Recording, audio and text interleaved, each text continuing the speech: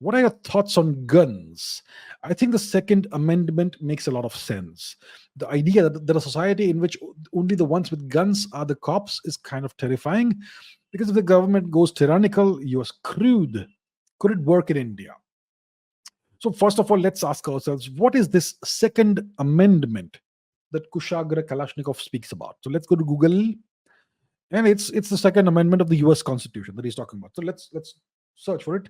Second Amendment. All right, that's it.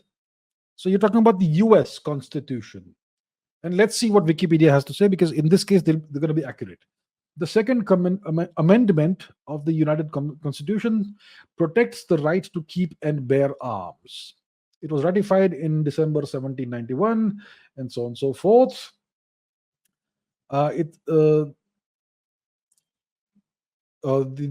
right belongs to individuals for their self-defense in the home, while also including as dictated, the right is not unlimited and does not preclude blah blah blah blah blah blah blah blah blah blah blah, etc., etc., etc. So it's about the right to keep and bear arms. That's what the Second Amendment to the U.S. Constitution is about, and that's what the Americans fight for. There's this constant demand to prohibit Americans from private citizens from owning and bearing arms. And obviously, you have the situation. There are all these massacres in the US, shootings, public shootings, school shootings, and all that. So that's a terrible situation in the US. And then the solution that's been proposed is that the American citizens should not be allowed to bear arms, right? So there's the pros and the cons. Why is it necessary why do the Americans see it as necessary that they should have the right to bear arms? It's because there's always the threat that the government may become tyrannical, in which case, what will the common citizen do? They need the right to self-defense. So that is the argument in favor of the right to bear arms, to keep and bear arms. And the argument against it is that then you can have the situations, mass shootings and whatnot, which happens in the US. And the question is, why does it happen in the US when not in other nations? If you look at a nation like Switzerland, where mostly everyone has arms, nothing happens. No such situation exists. School shootings, mass shootings, etc. Nothing. Israel, I'm pretty sure everybody has arms. No, nothing there. And there are many other nations where people have the right to bear arms, to have private ownership of arms, and these things don't happen. Why only the US? So there is something peculiar about the US. Okay, and I'll not go into the details of why it happens. So there you have it. So that's the Second Amendment, the right to own and bear arms and carry arms.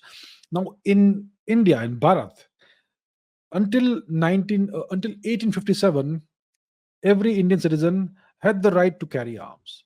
Typically, there would be spears, swords, bows, arrows, whatever, right? So Indians had the right to carry arms for self-defense and whatever else. We had the right to do that. After our defeat in the First War of Independence against the British in 1857, by the 1870s, the British prohibited Indians from owning arms and carrying arms. They made it a crime. And they allowed some communities to carry arms. I'll not mention what those communities are, that's beside the point. So the question is, should India change its laws to allow private citizens to own and carry weapons? Does it make sense? So let's ask ourselves why we would need such a thing hypothetically. Is it because the government may go tyrannical?